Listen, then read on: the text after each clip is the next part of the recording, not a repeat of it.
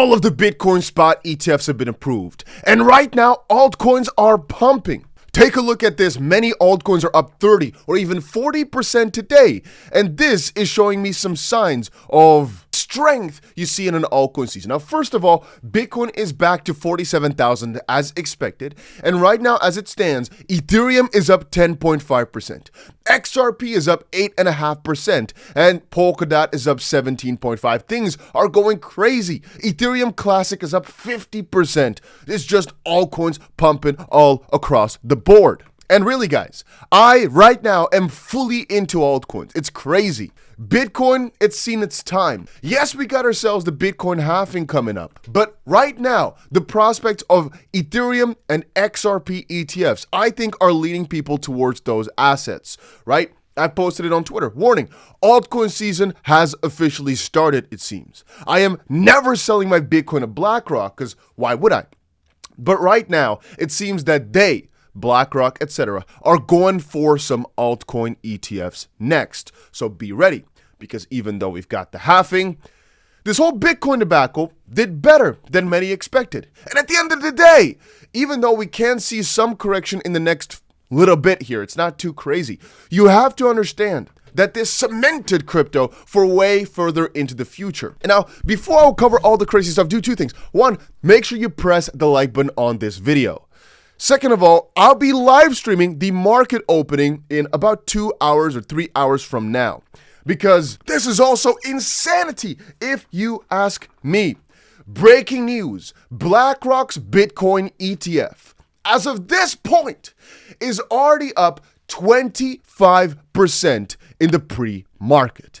Bitcoin seems to be set for another massive pump today, because a 25% increase on opening for the iShares Bitcoin Trust is some pretty wild numbers. And I see one question down below here. Dusty, are you buying any iShares?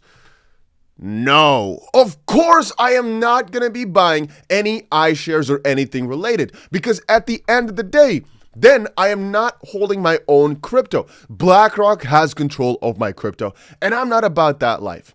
If I buy crypto, I want to make sure I've got it for myself. I've got it, I can take it out, I can send it to wherever I want, and I don't just want to speculate on the price. If you're buying this, the only thing you can do is speculate on the price, but you will never really own the real crypto, which is why these ETFs are so scary and why a lot of people put up warnings, because it might take away that necessity for a lot of people to really dive into how crypto works, as it could just be way easier to just quickly sign up for an account where you can also buy your stocks and just quickly buy Bitcoin there. I must admit though, what a turbulent ride it has been. And the turbulence is not fully over, as the trading of these ETFs has not started.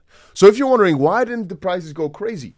There's still a few hours of, well, they've been announced, but they've not started trading. And so the real effects have not hit the market yet. They'll start in a few hours, which is why I'm going to open a live stream. But one interesting thing is that everybody has all of a sudden turned against the SEC. This is just one of the pieces, but this was Fred saying, if you suffered any damages due to the SEC negligent supervision because of their X handle and the fact that they didn't secure it properly and they placed a false announcement, it will be an honor to help you sue the SEC for the restitution you deserve, which I think was extremely funny. Anyway, getting back to it, it's also people sucking up to crypto all of a sudden harder than ever before. Patrick McHenry used to be a pretty big crypto bull, so I'm not, taking that one in the wrong way, but he said, today's spot Bitcoin ETF approvals mark a historic milestone for the future of digital asset ecosystem. While action to provide clarity and certainty for digital assets remains necessary, the steps taken today are a significant improvement over regulation by enforcement that the SEC usually go for. And I guess there's more good parts, right? There's more iffy-waffy stuff all around. For example, Democrats Caroline Crenshaw and 𝗕𝗓𝗓 were the only two SEC commissioners to vote no on the Bitcoin spot ETFs. Stuart Alderoty from Ripple, Commissioner Pierce is spot on. This long overdue approval only comes because the courts checked an out-of-control regulator, right? Because Gary Gensler and the SEC wanted to keep smashing it down, but the courts in the Grayscale case were like, Why exactly is it being delayed or denied? You don't really have any good reason.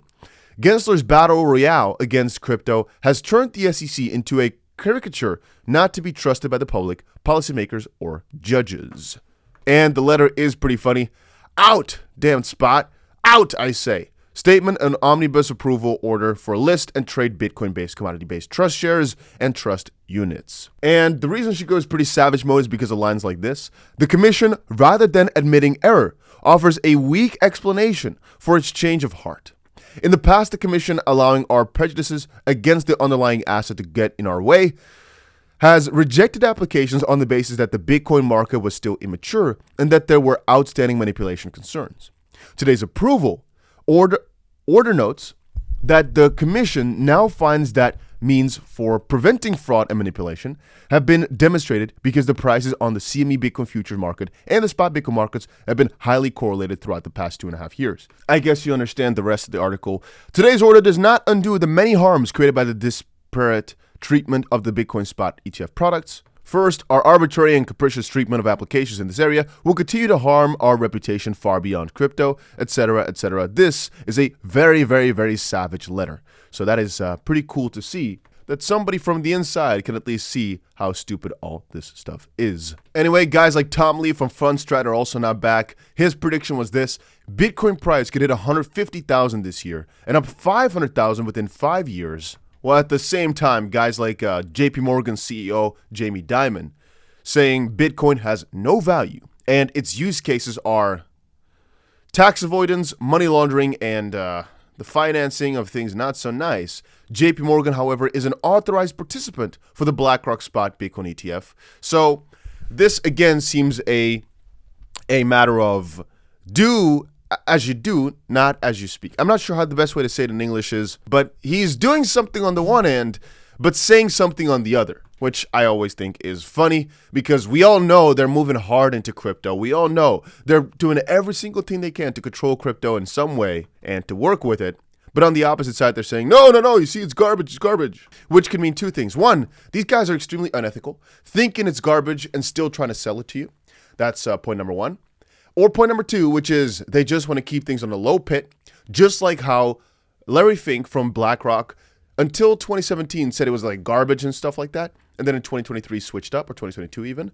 But it could also just be a change of heart. We don't know, nor do I really care. All we know is that crypto's rocket has now commenced. I will start a crypto live stream in about 2 hours from now. So if you're not there, you're going to miss out on the Bitcoin spot ETF trading hours that all of a sudden are opening. And I think the start might be the craziest. I definitely want to be there, so I will. Hopefully, I'll see you guys there too. Just check back on my channel at about 9 a.m. Eastern time, I think.